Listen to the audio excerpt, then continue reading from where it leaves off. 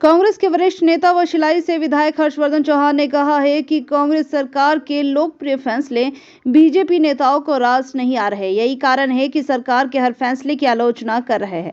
हर्षवर्धन चौहान जिला मुख्यालय नाहन में पत्रकारों से बातचीत कर रहे थे। हर्षवर्धन चौहान ने कहा कि सुक्खू सरकार ने हमीरपुर बोर्ड को सस्पेंड कर एक ऐतिहासिक फैसला लिया है, क्योंकि यहाँ लंबे समय से पेपर बिक रहे थे और सीधी तौर पर युवाओं के साथ खिलवाड़ हो रहा था।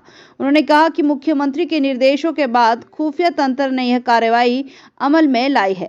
हर्षवर्धन चौहान ने यह भी कहा कि पूर्व की सरकार ने अंतिम समय में करीब 900 जब अधिक संस्थान पूरे हिमाचल प्रदेश में खोले, जिसके लिए बजट का कोई प्रावधान नहीं था। उन्होंने कहा कि वित्त विभाग के अधिकारियों ने इन संस्थानों के लिए बजट न होने का हवाला दिया था, उसके बावजूद सरकार ने कैबिनेट में इन्हें मंजूरी दे दी। नहीं, देखो, दफ्तर जो खोले थे हिमाचल प्रदेश में कोई 900 के करीब दफ्तर जो है, ऑफिसेज हैं, स्कूल्स हैं, हेल्थ इंस्टीट्यूशंस हैं, और अधिकांश इनमें से जो इंस्टीट्यूशन खोले थे वो पैरामीटर पे नहीं बैठते थे और बजट का कोई प्रोविजन नहीं था।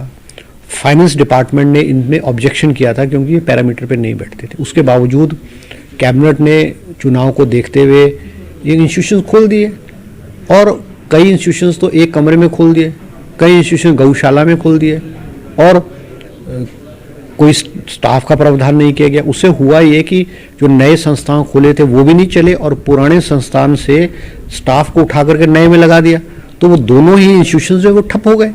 अब सरकार जब प्रेजेंट गवर्नमेंट आई है उसकी जिम्मेवारी है जो स्कूल्स हैं, हेल्थ इंस्टीट्यूशंस हैं या और दफ्तर है वो सुचारू रूप से चले ताकि लोगों को सुविधा प्राप्त हो।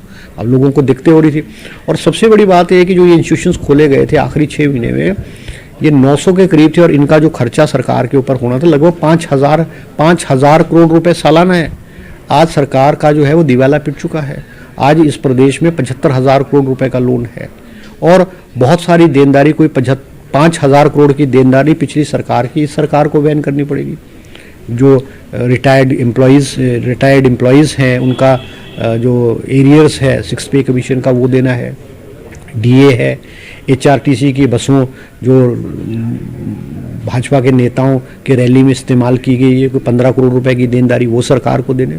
तो बहुत सारी देनदारी है पिछली सरकार की और सारे डिसीजन जो राजनीतिक आधार पे पिछली सरकार ने किए गए तो उनको रिव्यू किया गया, कैंसिल किए गए। और अगर कोई जनहित में कोई ऐसा संस्था होंगे जो पैरामीटर पे ठीक बैठते होंगे और लोगों की मांग होगी आने वाले समय में वो दोबारा से खोले जा सकते हैं।